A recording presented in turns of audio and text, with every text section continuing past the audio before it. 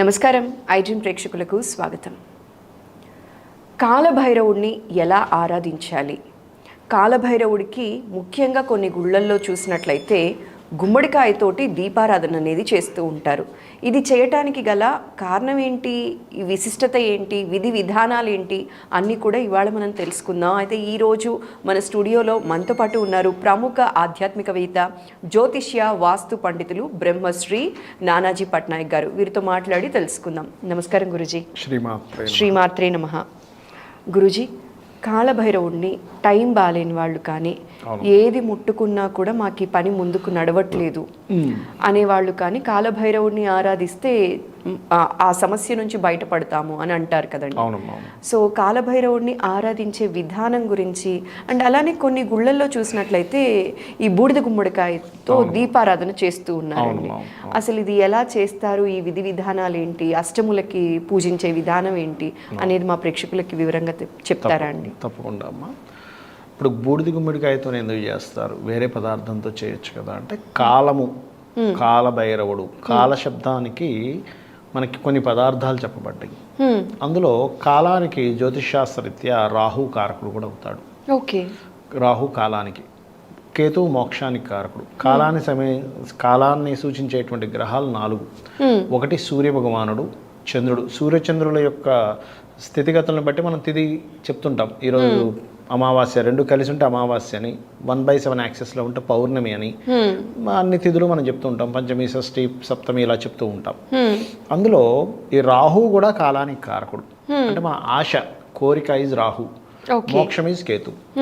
ఈ కాల శబ్దానికి ఎలా అయితే రాహు కారకుడు అవుతాడో, అదేవిధంగా కాల భైరవుడు అంటే మనకి ఏదైనా మీరు ఇందాక అన్నట్టుగా నాకు టైం బాగోలేదు అని అనుకునేటువంటి వారు ఈ కాలభైరవ అష్టకం కనుక చేసుకున్నట్లయితే, కొంతమంది చూడండి మనం ఏం చేసినా సరే ఇబ్బంది వస్తుందండి, అబ్బా ఏది ముట్టుకున్నా ఇబ్బంది అవుతుందండి అనేటువంటి వారు కాలభైరవ అష్టకం చదువుకోవాలి. ఓకే. ప్రతిరోజు 2 పూటలు చదువుకుంటే ఇంకా మంచి ఫలితం వస్తుంది. అయితే ఇక్కడ గుమ్మడికాయకి ఎందుకు చేస్తారంటే, గుమ్మడికాయ is equal to Rahu. Okay. Rahu సంబంధించినటువంటిదంతా గుమ్మడికాయ. అందుకే మీరు చూడండి, ఇప్పుడు ఎవరికైనా కూడా ఇండైజెషన్ ప్రాబ్లమ్స్ ఉన్నాయనుకోండి, వాళ్ళకి పంచమ స్థానంలో రాహు ఉండడం, లేదా 6వ స్థానంలో రాహు ఉంటాడు వాళ్ళకి జన్మజాతకంలో. మీకు ఎవరికైనా ఇండైజెషన్ ప్రాబ్లం ఉన్నప్పుడు ఏం చేస్తారు అంటే, ఓం కూష్మాండాయ నమః అనే మంత్రం చేసుకుంటూ, కూష్మాండముకి, గుమ్మడికాయ అంటే కూష్మాండం, కూష్మాండ రసం తాగమంటారు. మీరు గమనించండి, ఎవరికైనా డైజెషన్ ప్రాబ్లమ్స్ ఉన్నాయనుకోండి, కూష్మాండ రసం తాగండి అంటారు. సైంటిఫికల్ తీసుకోవడం వల్ల బాడీ చలువ చేస్తుంది అని. అలాగే కూష్మాండ అమ్మవారు అంటే సూర్యభగవానుల్లో అన్ని రకాల దేవతా స్వరూపాలు ఉన్నాయి, కానీ కూష్మాండ అమ్మవారు అనేటువంటిది మనకి నవరాత్రుల్లో కూష్మాండాదేవి అని ఒక దేవతా స్వరూపం ఉంటుంది.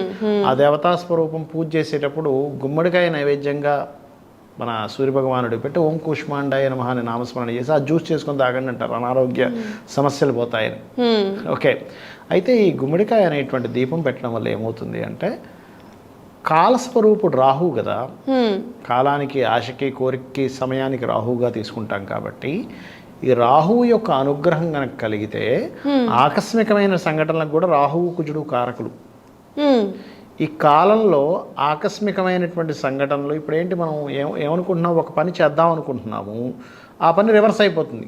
అయిపోయేసరికి మనం ఏమంటున్నాము, బా ఏమిటో నాకు ఇది అవ్వట్లేదు, ఏది కలిసి రావట్లేదని రివర్స్లో తిరుగుతుంటాడు రాహుకేతువులు. అన్నీ క్లాక్ వైజ్లో తిరుగుతుంటే రాహుకేతువులు మాత్రం యాంటీ క్లాక్ వైజ్లో తిరుగుతూ ఉంటాయి. అందుకని ఏమిటి, రాహువుని ప్రసన్నం చేసుకోవాలి అంటే గుమ్మడికాయలో దీపం పెట్టాలి. ఓకే. రాహు ప్రసన్నం జరుగుతుంది. రాహు ప్రసన్నం జరిగితే కాలం కలిసి వస్తుంది. ఆ కాలం కలిసి రావడానికి కేవలం గ్రహ ఆరాధన ఒకటేనా అంటే కాదు, కాలభైరవుడి యొక్క ఆరాధన లేదా కాళికాదేవి యొక్క ఆరాధన అని చెప్పారు శాస్త్రంలో. కాళికా ఆరాధన చేస్తే, మీరు నిజంగా నిత్యము కాళికా ఆరాధన చేస్తే శాస్త్రం ఏం చెప్తుందంటే, మీకు ఎంతవరకు బ్రతికుండాలో అంతవరకు బ్రతికుండగలుగుతారట. దీనికి మనకి లింగస్వామి, త్రైలింగ స్వామి అని మీరు వినే ఉంటారు అతని పేరు. అతను 300 సంవత్సరాలు బ్రతికాడమ్మా, 300 years. కాళికా ఉపాసన చేసుకొని, కాళికా ఉపాసన అంత గొప్పది. అలాగే మనకి చాలామంది సిద్ధులు, మునులు 500 సంవత్సరాలు, 1000 సంవత్సరాలు, 1500 సంవత్సరాలు బ్రతికిన వారు కూడా ఉన్నారు ఇప్పటికీ కూడా హిమాలయాల్లో. అంటే ఏమిటి, కాలాన్ని జయించడం జరుగుతుంది. కాలభైరవుడు అష్టకం చదివిన, కాలభైరవ సంబంధించినటువంటి పూజాది సంబంధించిన కార్యక్రమాలు చేసిన. ఓకే. అయితే ఈ కాలభైరవ ఆరాధన చేసేవాళ్ళు ఎటువంటి నియమాలు పాటించాలి అంటే ఒకటి గుర్తుపెట్టుకోండి. ముఖ్యంగా కాలభైరవ ఆరాధనలో మీకు వీధి కుక్కలు కానీ ఉంటాయి చూసారా, వాడికి ఆహారం వేస్తుండాలి ప్రధానంగా.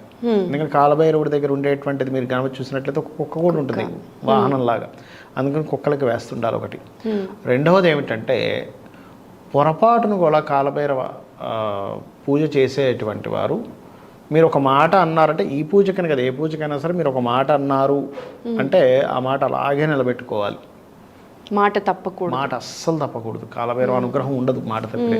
నేను కాలభైరవ పూజ చేస్తున్నానంటే కానీ ఇక్కడ మాట తప్పుతున్నా అంటే అది పోతుంది. మాట తప్పకూడదు ముఖ్యంగా కాలభైరవ అనుగ్రహం మీకు కలగాలి అంటే.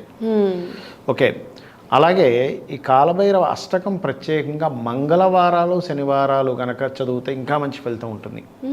నిత్యం చదువుకోవాలి, కానీ ఈరోజు ప్రత్యేకంగా ఏదైనా సరే ప్రత్యేకమైనటువంటి నైవేద్యం చేయడం మంగళ శనివారాలు కనుక చేసినట్లయితే సహజంగా జ్యోతిషాస్త్రరీత్యా కూడా మనకి నవగ్రహాల్లో మంచి ఫలితాలు ఇచ్చేవి, మన కర్మల్ని అనుభవింపజేసే గ్రహాల్లో శనికుజులు ప్రత్యేకంగా ఏంటంటే మనం పూర్వజన్మలో చేసినటువంటిది ఏదైతే కష్టతరమైనటువంటిది ఇంకోరికి ఇచ్చిన కష్టం ఆ రూపంలో మనకు వస్తూ ఉంటుంది.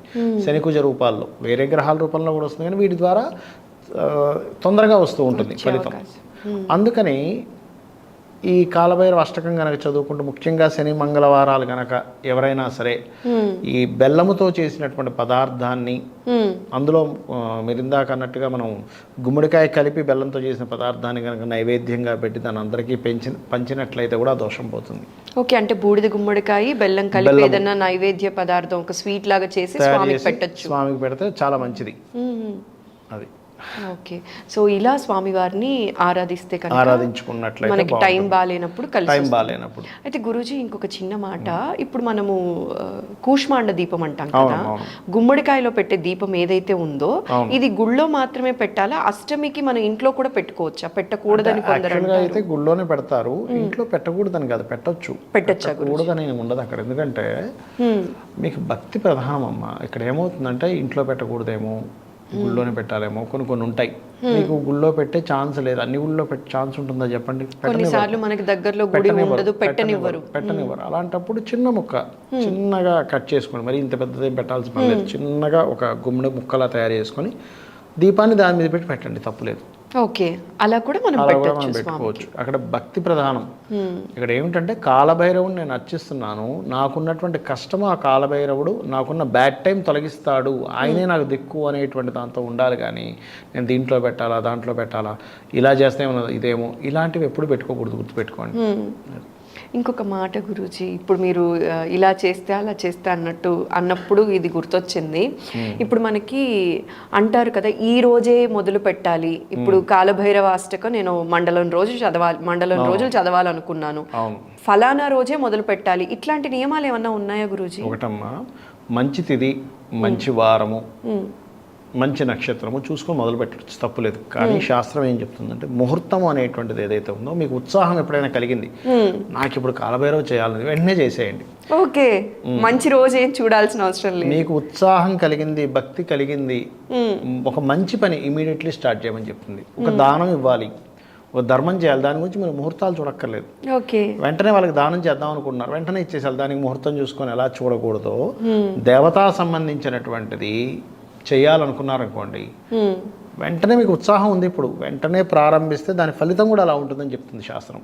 ఓకే, చాలా విషయాలు ఏం చేస్తారు, సరే చేద్దామా, నెక్స్ట్ వీక్ నుంచి స్టార్ట్ చేద్దాం, ఏకాదశి ఉంది కదా అప్పుడు మర్చిపోవడమా, ఇంకోటి ఏదో వస్తున్నారు, రేపు అయిపోయింది కానీ మళ్ళీ ఇంకొక 2 weeks తర్వాత అప్పుడు చేద్దాం, ఇప్పుడు మనకి ఈ మధ్య అంతా బిజీ, ఇంకా అది ఫలించదు.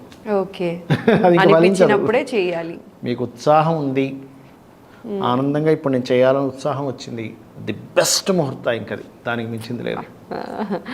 చాలా మంచి విషయాన్ని ఇవాళ మా ప్రేక్షకులకు తెలియజేసినందుకు మరోసారి ప్రత్యేక ధన్యవాదాలండి. నమస్కారం గురూజీ. శ్రీమాత్రే నమః.